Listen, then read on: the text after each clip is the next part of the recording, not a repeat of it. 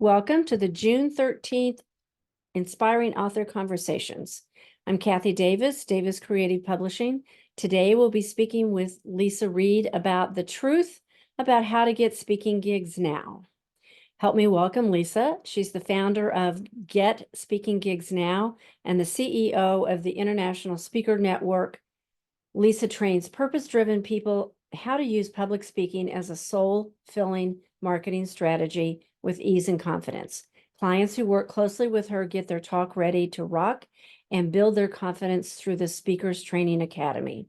As a speaker herself, Leisa has booked and delivered over 600 speaking engagements, and she teaches her clients how to get booked, stay booked, and monetize their talks with ease and confidence. Welcome, Leisa. Thank you. I'm excited to be here. I'm thrilled you could be with us today. We had quite a few people sign up, and that always tells me that this is a topic that's quite hot right now. People are trying to figure out how to expand their business, and I know I'm always telling them this is a great way to do it. So I'm glad you could be here. So if someone wants to become a speaker or use speaking as a way to grow their business, where do we start? What's the first thing we need to do? Well, I always say the best way to become a speaker is to get ready to be ready.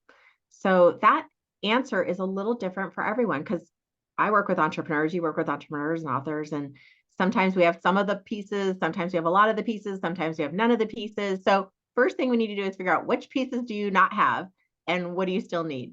The first piece that I think is really empowering is to have your talk done, meaning like you feel like if someone asked you tomorrow, hey, could you go and give this talk? You're like, yes, I can. Where do I sign up? Like, where's the microphone? I'm ready to go.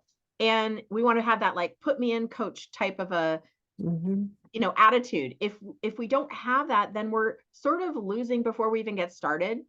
Because once you say that you are a speaker or you put it on your social media profile or you mention it to someone at an event, the first question out of their mouth is like, oh, well, what do you speak on? And if you don't have that answer, and that's usually kind of my litmus test for people, like how prepared are you as a speaker? I'm like, oh, you're a speaker, cool. What do you speak on? And they're like, oh, you know, or they have to look up the title. I'm like, okay, either you're really new or you're not quite ready yet. So we just want to mentally, physically, spiritually, like emotionally be ready to go. And that's why I start with like the get your talk ready to rock session with people, because once you have that talk that you're like in love with, you can't wait to share it with everybody. And that's a really powerful feeling.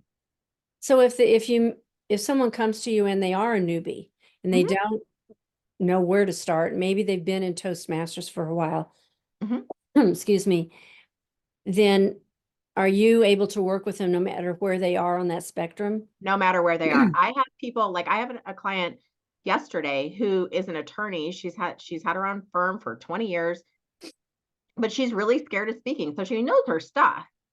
But we had to figure out she knows so much stuff. We had to like narrow down like what do you want to really focus on?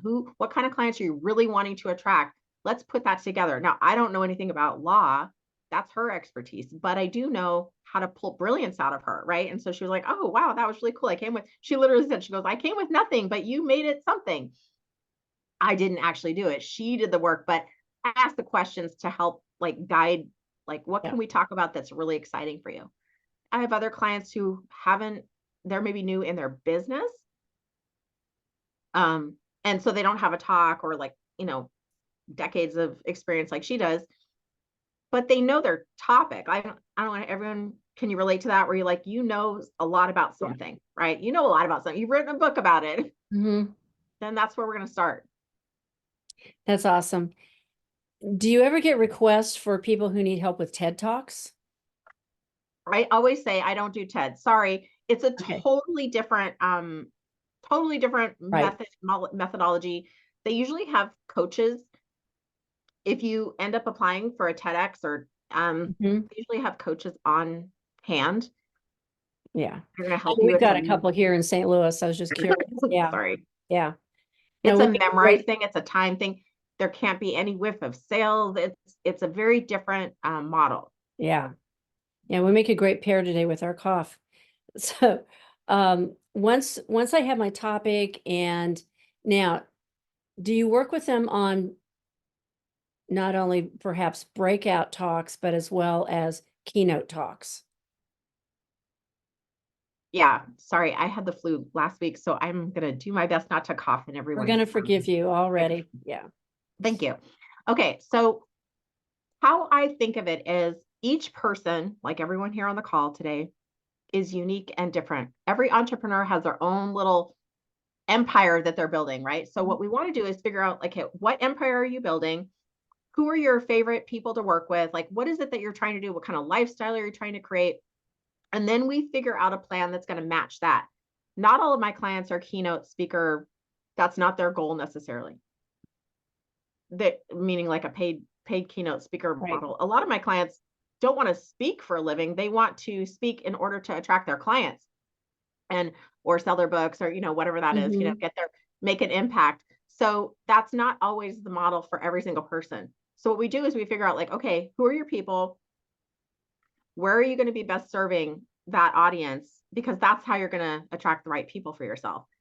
I have a client who comes to mind. He has a ton of corporate background. Like he was really high level in a lot of corporations in his career. Now he's an executive coach. For him, keynote makes sense because he can really chameleon into that same environment and his clients are going to be in that environment. Hmm. I have another coach who does like energy healing and frequency and she works with mostly women and it's really intimate and um, she's not in corporate. That kind of freaks her out. That sort of environment sort of freaks her out. So that's not where we're going to put her. It's like two completely different strategies for two different types of people. The Right. good news is that no matter what you're throwing out there, you can find an audience for that. So where do we go to start finding gigs? Great question. Does anyone else have that question in their mind? They're like, well, I'd like to be a speaker, but like, who would have me on stage? Like, how do you do that? Yeah. Well, just to give you an idea, when I first started speaking over 10 years ago, I started with zero speaking engagements, zero clients, zero email lists, zero, zero, zero, flat line, right? My first year, I booked 83 speaking engagements in my local area. I live in Orange County, California, which is like near LA. And I call that ignorance on fire. I was like, let me at him. Like, I'm ready to go. Who would like to have me? Who's the lucky winner who's going to get me to speak Yeah. today? And I'm telling you, a lot of times, if you just ask, you can get. If you don't ask, you don't get. Now, I learned a lot of secrets along the way of like, how can I make this easier for myself? So, one of the things that I like to think of it is like, think of treasure in your own backyard, whether it's a virtual backyard or a real backyard. But it's one of those good news, bad news things. The good news is there's so many speaking engagements. The bad news is there's so many speaking engagements. So have you ever had that situation where there's like too many choices, too much white space, and then you're just like, I can't think of, I don't know what it's you go on Google speaking engagements and it's like gonna give you a quadrillion options and you're just gonna go down a rabbit hole and get nowhere. So I like to think of it as like, how can we narrow that down? Because our brain likes to have like, okay, give me like a smaller tunnel to look into. Let me So I know think, which road I'm on here. Yeah. yeah, like it just helps. It just helps. So depending on where you are, and you can put where you are in the chat. Um, you might live in like I know someone's here from DC. So, okay, cool. That's a pretty large area. You might live in the middle of nowhere. Okay, we then you're going to have to do a different strategy. You might want to travel. You might not want to travel. So how I think of it is local, national, international. It just helps the mind go like, okay, let me think locally, depending like say I love by the way, I'm noticing my little blue lights behind me. You get you get an aura behind I know you. I've got like these little like angels behind me. It's my shirt. That's so funny. Note to self, no sequins in this. Okay. So next time. Or maybe I'll just wear sequins all the time. Yeah, it makes you look ethereal. Like Yes. I'm sparkling, yeah. Yes. So I think local first. Usually that's a really easy place to start because it's like, okay, I could like drive over across town, be at something. Most cities have some business groups, have some service clubs, have some people who are gathering for something, right? So that could be either a great practice ground or it could be a potential, maybe your clients are sitting in that room, you don't know. Again, this is where it starts to get customized because you don't know, like, I don't know exactly what your businesses are. But usually there's lots of opportunities. Now that we're all virtual, guess what? A lot of those clubs and service groups and places and opportunities are also meeting virtually, which means even though they're local, they might not be close to you. That's okay. I speak virtually all the time. I speak in different states and countries all the time virtually. So don't count yourself out.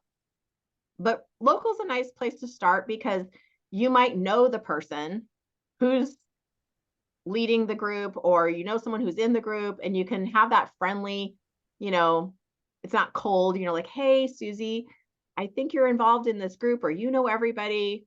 Do you know if they invite outside speakers? Is that something that, do you know who you could maybe put me in touch with somebody? So it's an easier road if you're not used to putting yourself out there like that.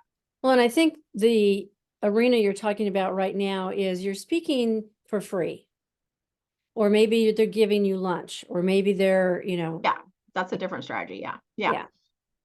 And I think I hear that a lot of the different questions of, are you getting paid to speak or speaking for free? Here's the thing.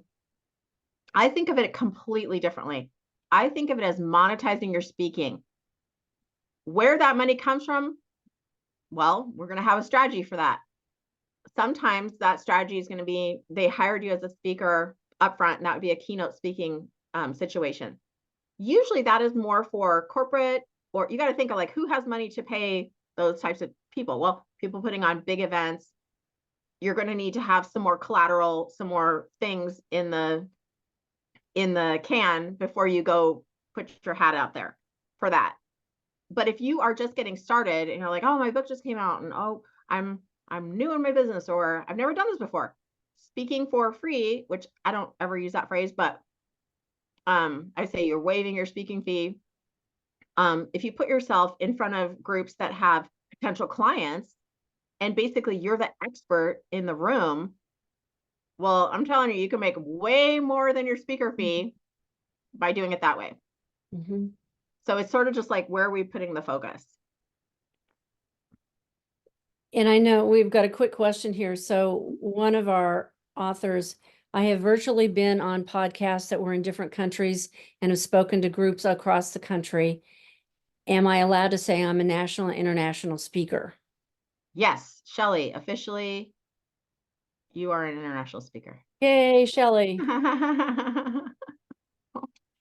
That's That's one thing awesome. that's really cool that happened when we had the lockdown or the pandemic, is that all of a sudden I was like, wait, I could be an international speaker right now. Yeah, she's like, Yeah. woo-hoo.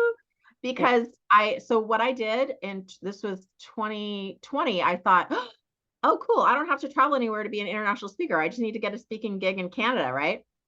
So I started dialing for dollars, and I'm like, I'd love to be an international speaker. Does anyone know any groups in Canada? Does anyone know any groups in Canada?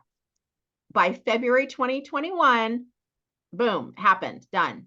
Right. So yeah, that's available for any of you on the call here today. Yeah. So are there any types of categories or genres that, so you can pretty much bet the people on this call today have something to do with either writing or being an author, having been in one of our books. We've got a couple editors on here today. Mm-hmm. We have a lot of different, let's see. In fact, if you're on the call today, go ahead and type in what you do, and that'll give us a really good idea to know our base here. Many of you I do know, a couple I'm not familiar with, so I'll just let you tell me. So once I'm starting to get my gigs at my local chambers and Lions and Elks clubs and all those other animal clubs, then how do I move from speaking for free and getting it through new business to actually, what if I want to turn it into a career? And Yes. what if I want to be that keynote speaker? Yeah, that's a different thing. So my lane particularly is helping entrepreneurs use public speaking to attract their ideal clients. I do not, I have clients who have become professional speakers, like that's what they want to do. Excuse me. But that's not my main focus because mostly my focus is people who like want more clients. What they want to do. Um, so it depends on the person, but you would need to have, I mean, I definitely think you'd want to have at least 100 speaking engagements under your belt. Just as a good baseline, you learn Mm-hmm. so, that's not a hard rule, but you learn so much about yourself and about what could happen in a scenario where you feel confident. It Mm-hmm. doesn't mean you have to have that. I don't mean to crush anyone's dreams. If you're like, I only have 50, maybe you're fine. This is sort of it depends on you situation. Well, But I think they can also track down their local National Speakers Association. I know a yeah, lot of those talks, the one here in St. Louis especially, they bring in speakers that will teach you how to take your wherever you are to that next level yeah. too. And so one of the things that we'll do so I have a speakers training academy as well. And so what I do is I help people figure out what is their best strategy for what they're trying to do. Like, I definitely think it's important that as entrepreneurs, you get to live the life that you want. Like, what is it that you truly want? So, how can speaking help you get that? Mhm. And where are we putting you? And you might have a multi-pronged approach as well. You might go, oh, well, my local place asked me to speak at this event, but then I'm also moving over here to a paid keynote and they've hired me to come and speak to the corporate audience. And there's lots of things in between. I know when we were talking earlier about finding treasure in your own backyard, we talked about local. Depending on where you live, local doesn't necessarily mean small and tiny. Like I live, in Southern California, near LA, San Diego, Inland Empire, Orange County. Those are three huge counties. So there's conferences, there's associations, there's all different kinds of things that could be national organizations. Um, for example, if you want to turn one speaking engagement into 50, do you want to know how to do that? You guys want Please. to know how to do, okay, you want to know how to do Yeah. that? Okay, so let me look here. Let me just take an example of somebody who um, I'm looking at the chat. Okay, LinkedIn Mhm. trainer, Kathy. Kathy. Okay. So for business and job search career coach. So Kathy, are you already a speaker? You talking to Carol? No, Kathy Bernard. Oh, She's can't not hear you, still on mute. Kathy. She's still Try on to, mute. That's okay. I do quite a bit. Okay. So you speak a lot, right? Right, correct. Okay. So give us an idea of like what's a typical speaking engagement that you would go to? Oh, I might speak at a commercial real estate company, or I might speak at a small business expo, uh, uh, like helping an advertising agency that's closing up in town and training all of their people how to find their next job. It Okay, all great. depends. Business or career. Do you speak to any associations? I do speak to some associations like for construction, agriculture, that sort of thing. And I Okay. also been out to Vegas for a SEMA show, which is big automotive aftermarket, so I can claim national at least. There you go. Good. I love it. Okay, so let's just take an example. This is just we're going to make up an example of there's a association called Women in Construction, right? Mm-hmm. Women in Construction Association. Kathy knows. Now they have association chapters all over the country. I mean, Right. I don't have it memorized, but Yeah. you could look it up if you wanted to. And Right. what I'm saying is that you can and this, remember, we're talking about the example of how do you turn 1 into 50.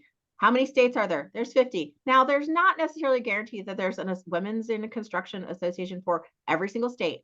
However, some states have multiple, right? Right. Like California usually has multiple chapters, depending on the Right. size of the state or the population density, or just kind of the industry. So if you find an association that really floats your boat, you're like, oh man, my clients are in that. They Okay. seem to be really in that association. Then Right. you can just go, you can start local, right? You're like, well, what's in Chicago? Okay. Well, what's in the state next door? What's in the other state next door? Do they have a regional? Do they have an annual conference? So here's where you can take one name and turn it into multiple names, multiple Right. opportunities. And I Right. used to do that. So thanks, Kathy, for I figured I saw your thing and I'm like, oh, I Yeah. bet she speaks a lot. So I thought, oh, she'd be a good person. But is that helpful for everyone here? You're starting to see like now all of a sudden the opportunities are really opening up. It's not just the just what's there. It's like, oh, wow, I could actually expand this. Yes, Carol. I just wanted to say I have a similar kind of structure for my audience. There are state associations, two different varieties that attract a great deal, large numbers of the people who already know who I am, who would respond to my credentials like that. Yes.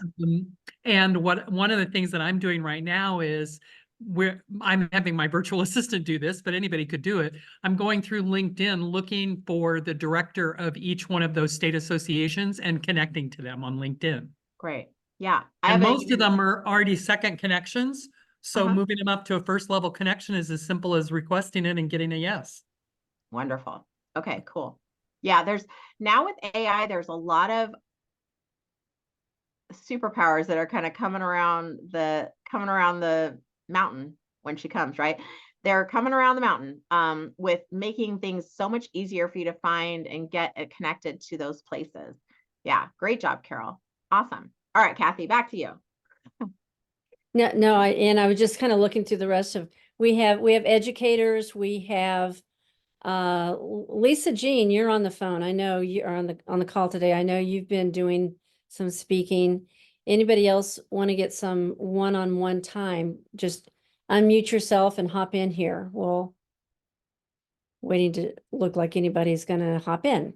That's okay. Raise your hand when you're ready and we'll bring Oh, you Deborah. in. Deborah's got her hand up. I have Hi, a Deb. question. When my book came out a couple of years ago, I ended up doing a lot of online talks for people. And I found I have a huge amount of nervousness. Mhm. Would love tips for how to overcome nervousness. Okay. Does anyone else have nervousness sometimes that pops up? All right. So I think this is such a individual conversation, right? So what for you, Deb, what's the nervousness sound like, feel like, look like? Like what's that experience for you? Oh, it's a physical nervousness. Okay. And it revolves around am I going to forget a word that Okay. is, going to make me sound ignorant?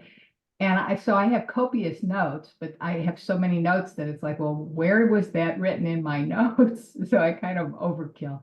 Okay.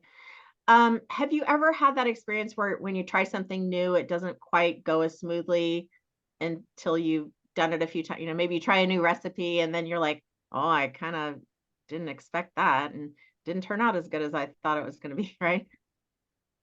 Speaking is very similar, right? It's a very similar thing where we think because we speak, we should be able to just do it naturally. But it's just like anything else. It's going to take time to practice and to get the nervous system to calm down. So that's one aspect of it. I am a huge fan of practicing. Guess what? It's free.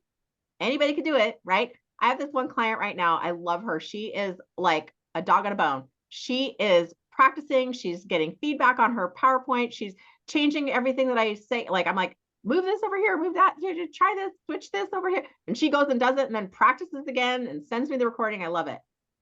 A lot of people don't do that. I'm like, why? You could practice for free. It's like, no, doesn't cost you anything. But I think sometimes we don't know, like, you ever heard that phrase, perfect practice makes perfect. So we might not realize what we're practicing. The other thing is that's going to really help you is, and I had to do this with one of my clients, like metaphorically rip the notes out of her hand, right? So Deb, that's got to go. I know you're like, oh, but this is where we go from, you're in what, like conscious competence, meaning like, your stuff, it, and that you know it, but trusting that it's in you and trusting that you can deliver what's needed will allow you to let go of the notes and will empower you and kind of move through that. Like, what if I make a mistake? What if I forget something? What if I'm ignorant? And what if they think I'm stupid? And all that's what I call speaker's kryptonite. Okay. It happens to the best of us. But addressing it, it's like looking at that monster under the bed. You're like, I'm going to pull up the covers. I'm going to look at that monster right in the face and say, not today, sir, or ma'am, or whoever. Right. And, but, so that's why I say it's individual. It just depends. But there's a few things you could do. Thank you. I love the kryptonite example. That Yeah. and it's good to laugh about it too. So that, thank you. Yeah. We take ourselves so seriously. Hi, Lisa. Yeah, okay, so I did have a question based on what she was just saying. When I started doing talks, I wrote out every word and I like would basically read it. It didn't sound like I was reading it because I'm good with the delivery. And I'll still do it like if I'm doing a virtual talk because they don't know that I'm reading it. But my most recent talks in the past year and a half, I threw out the notes. I just had slides and I would just talk. And I feel like my ideal is actually a memorized keynote. No, you like the Okay, here's the thing. I'm gonna tell you all a secret. yeah. I can tell when someone's reading, even when it sounds great. How do I know? Because it sounds too perfect, right? Mm. We still, the human connection is so powerful. It's more powerful than saying every single word perfect and saying all the things in a certain timing. There's a certain, like, I could just, like, it's a feeling, right? Mm-hmm. Now, not to say, now with the keynote, yeah, you're going to want certain things in a, memorized way, I guess. But the more you can embody it, Lisa, Lisa Jean, I don't know if it's your last name. Lisa. Okay. The more you can embody it and get to that unconscious competence, Yeah. I would want you to be like, no matter if the lights went off, if the power went out, if there were a bee swarm coming through the stage or whatever was happening, you could be like, I got this. Like, audience, I'm here for you. We're going to make this happen. And you're like that tour guide. So it's more about that than memorizing it or not memorizing it. I used to give the same talk over and over again. So, I mean, technically it was memorized. I knew it inside and out. But delivering something that you know inside and out without sounding memorized is a whole nother skill, right? We've got to make it sound like it's something we've never said before. And I think that's where the practice comes in. You know, the more you practice it, and even invite your family, friends, colleagues, and say, hey, I'm doing a test run, to where you get to where your slides will be your cue as to what your brain is going to be saying. And the words aren't necessarily on the slide, but when you see that slide, this is what we talk about. Yeah. And yeah, Lisa, I'd love to hear your, like, whatever it is your topic is. Oh yeah. Right. I speak on organizing, and I speak on living a life that sparks joy. And so it's beyond just organizing your home and keeping the things that spark joy, but really living your life that way. And I share the story that I shared in the book chapter I wrote with Kathy about when I lost my daughter, and I had this method of using joy as your guide. And that led me through my grief, through this gratitude practice that I teach my clients. And it's really awesome. I'm sorry to hear about your daughter. And I'm glad that you have found some ways to help other people. Wow. Yeah. Beautiful. It gave me goosebumps, Lisa. I know I've heard you tell that story more than once. And every time you tell it, just the fact you've turned that around and is spreading joy, I get goosebumps every time you say that. Yeah. Oh, thanks, Kathy. Yeah. See, thanks for being here today. Yeah, so, it reminds me that I do need to get out there and share this message with people. So I'm so glad I'm here today to hear this and learn new ways to get out there. Absolutely. And there's two things that we have found that people are looking for post-pandemic. It's Mhm. hope and community. Yeah. And I'm hopeful that that will just last for a Yeah. long time, so that there'll be more people spreading hope and creating new communities. Let's see, Kathy Bernard, you have another question. Yeah, I was just wondering on, like I've applied for shows out at like Vegas or whatever, and you always have to apply on these stupid forms, and you Mhm. just feel like you're applying in the black hole of Calcutta and you're never hear a thing. Any thoughts on that? Oh, absolutely. Let me tell y'all, I have not cold called. That's what I call a cold call, right? For speaking engagements in 9 years. So, um, one of the secrets that I learned along the way of how to stay booked for the rest of your career is to hang out with other speakers. And I was lucky enough to start a speaker network back in 2013 that's still going strong. It's now called the International Speaker Network. And we specifically gather, it's a little different than NSA. We're just one group. So we can do whatever we want, which is super cool. But the idea is it's an open space for any speaker at any stage in their game, right? Doesn't matter what your strategy is. The commonality is that we all have a message that other people want to hear and that can make an impact in the world. What we do though, when we gather, is we start to think, how can we link arms with each other? How can we find our right referral partners and really make those introductions so that we're not going into the black hole of Calcutta? Because that's what I call a soul sucking activity. And I have yet to meet any speakers or thought leaders or purpose driven, heart centered people who love filling out forms and that go nowhere, right? Nobody likes that. So what we do, and this is what's worked for me, is we find speaker referral partners who fill our soul, who are like, I'm really connected to you. I consider it like we're all out on the playground, find your friends. Like you'll find somebody who wants to play with you. Like, that's the whole point, because that's going to make your life more fun. It's going to make your results quicker, easier, trickling in all the time. I always have speaking engagements on my calendar, always, always. And this has been for 10 years going. And I don't cold call and I don't fill out applications that go nowhere. I just don't.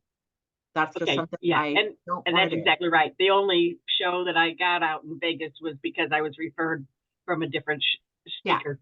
And that's how we get there. We get like, how can I get connected? And what people don't understand, and it's similar to like what Kathy's got here with the authors group, with when you're around a bunch of speakers, guess what they know? They know all the information that you're looking for. Mhm. You know information they're looking for. So why not like link arms? And we can put a link in for the network later, but yeah. Does that We'll help? make sure everybody gets that link. Okay. Yeah, I'm sorry, Carol? Well, I stumbled across somebody else's suggestion for a way to both help my client who didn't have much money and help me. In this vein, Lisa, a guy wanted me to quote a lower speaker fee, said that's a little high for my budget. And so what I said was, I'll take this much off. I took $1,000 off of a $5,000 fee. Yeah. If afterwards you will refer me with a reference email that says how much you liked what I did for you, Yeah. to 3 people just like you, and they were the heads of state associations in that professional network. There you And go. he did that, and one of those has led to continuing work for me now. Excellent. Good job. Yeah. So sometimes you're like, okay, how can we make this a win-win? That's very creative. I love it. That's awesome. So if we're at a point and we're not sure what our next step is, how do we figure that out? Great question. Like, I know I work with entrepreneurs and we are all trying to, I say, build a Roman Empire yesterday, right? Like we just want it all. We can see it. Our spouses probably think we're a little cuckoo, but that's okay. We are just doing it, right? Mhm. And they love us, of course. But I think it's really something I'll often say is like, I'm really good at finding the holes in the boat. Like if you want to be doing something involved with speaking, but it's not working, something's not happening. You may be out there speaking, but you're not getting the results. You're like, okay, I've done, and I know when that's happening, because someone will say, well, I've done the free stuff. Now I'm ready to get paid, or now I'm ready to like, I paid my dues. And I'm like, oh dear, something's not working, because I've never felt that way.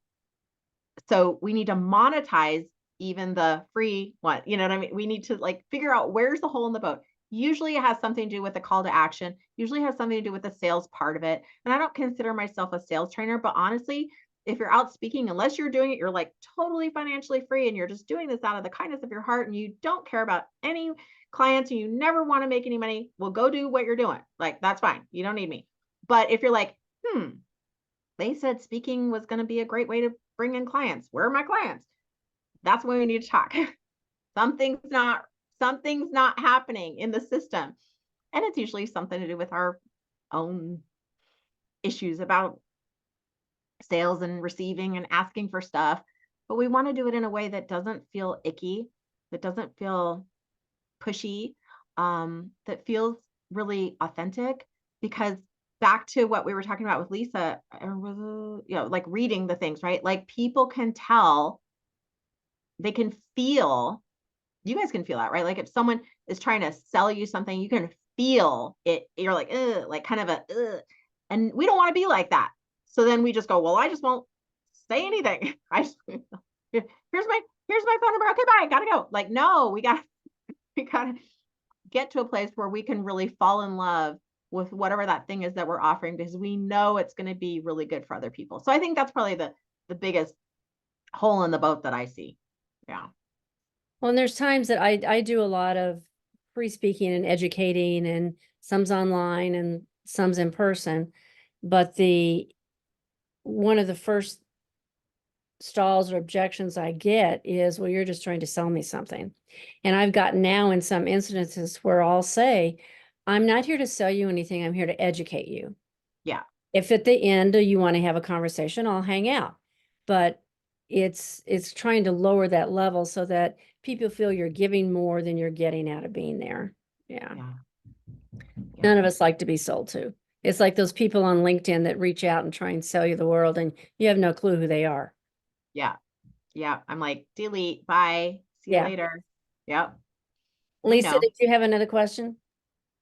Well, I'm just wondering if Leisa could speak to us a little bit more about what we should offer, like at the end of the talk. Like you're suggesting, Kathy, about education is great part. Like the first speaking engagements that I was doing for free or for $75, I was not allowed to sell. And then I never figured out how to do it. How do I ask? Yeah. Yeah. So there's so many great questions. So many great questions. And I mean, I could go on for a while, but I know we're going to wrap it up. But we're going to circle up here in a minute. Yeah. And so Leisa, you might want to schedule a call with me just we can do a little deeper dive. Yeah, Carol's got a great idea. She offers freebies as lead magnets. That's a potential idea. I think of it as having a monetization menu. And that monetization menu is, and I have a whole section in my curriculum about monetize your speaking, right? It may not be just one thing. It may be a choices of several things depending on the situation that you're in. When they say, well, you can't sell, you're like, okay, well, what does that mean? Which is, I always ask that, like, well, what do we mean we can't sell? Like, well, tell me more, because I don't want to assume that means I can't offer something for free. So sometimes there's just an additional conversation that needs to be had, number one. Number two, the more you have all this homework done ahead of time, the better, because then you're not creating it, the night before. If you've ever been in college or had a paper due, you don't write the paper the night before, because that's when the printer is going to die and you're going to run out of ink and you can't get, what I mean? Like, we don't want to do that. So we want to have all the ducks in a row as possible. And you want to have your higher conscious thinking in good standing when you make these decisions. Like, what would lead my clients to the next step, right? What makes the most sense? And then you can plug and play them, and you're more empowered instead of like, oh, I have to come up with something. They asked me for this thing and I don't know what to do. Like, we don't want to be like that. We want to like, nope, this is what I do. This is how I work best with people. And that's a little different for everyone. So I spend actually, when we do our Get Your Talk Ready Rock session, we actually start with the call to action at the front. We start with that first, and then we figure that out. And then we go, okay, like I had a client, I'm like, what can you do tomorrow? You can make a fancy schmancy thing another day, but what could you do tomorrow that would get the phone to ring or get the clients to call you or get the thing. What's the thing we can do now? Then you can always add later. No, that's awesome. So speaking of free giveaways, I understand you do have a free giveaway for our audience today. What? What? Yes. Can you tell us a little bit about that? Yeah, this is pretty simple. It's 5 top tips to get more speaking gigs now. And easy peasy. You're going to get a PDF with all the tips, and then I'm going to give you some bonus tips as well. You go to getspeakinggigsnow.com/tips. And we'll make sure you get that link. We also dropped it in the very beginning of your chat today. So you can either copy it there or when we send out the link to the email, I'm sorry, the link to today's video will include Lisa's contact information as well as her free links. I just put it in there too. Awesome. And then, so if you had any last minute words of wisdom for our audience today, Leisa Reid, what would that be? Well, my dad always said, do what makes your heart sing. I have a feeling if you're in Kathy's environment, you're probably already doing that. But just know that there's people who need what you're offering. There's people who you can support and help. You already are, I would imagine. And speaking is a way to even amplify that even more. So if it's something that's on your mind, it's totally possible. You can do it. You know, your voice and your wisdom is offering that hope and that sense of community to people out there that are looking for it. So that's awesome. Lisa, I've seen a lot of comments come up in the chat about thanking you for being here. It was Aw. great information. I know everybody was on the call, stayed on as long as they possibly could.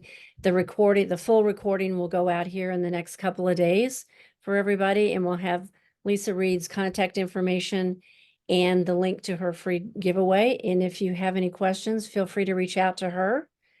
And thank you guys for being here. I'll see you July 11th. We'll be interviewing, what is his name? Jim Swan, about how solopreneurs can double your profits in under 12 months. I've had a couple of conversations with him via phone, and he has some interesting ideas that I wanted to hear more about, and I thought you would too. We'll see you July 11th. Thank you, Lisa. Thanks everyone for being here today. Thank you. Bye-bye.